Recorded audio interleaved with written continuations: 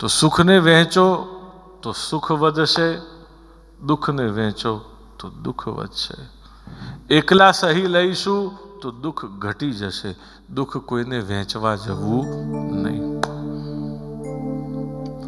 પ્રહલાદજીનું જીવન ક્યારેય કોઈની પાસે રડવા નથી ગયા. આપણને તો બધાની પાસે રડવા જવા જોઈએ. જેટલાને જોઈએ ને એટલી પાસે આપણી બધી રોતલ માયા ચાલુ જ થઈ જાય.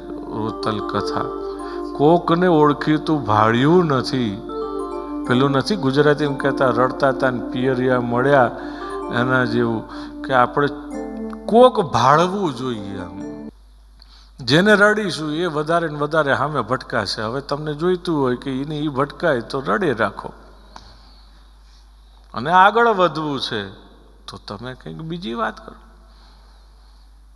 અને જેમ આપણે ગઈકાલે પણ કહ્યું, તમને યાદ હોય તો, કે જે કંઈ પણ જોઈએ છે એ તમે કન્ટિન્યુઅસ પ્રેઝન્ટ ટેન્સમાં બોલો.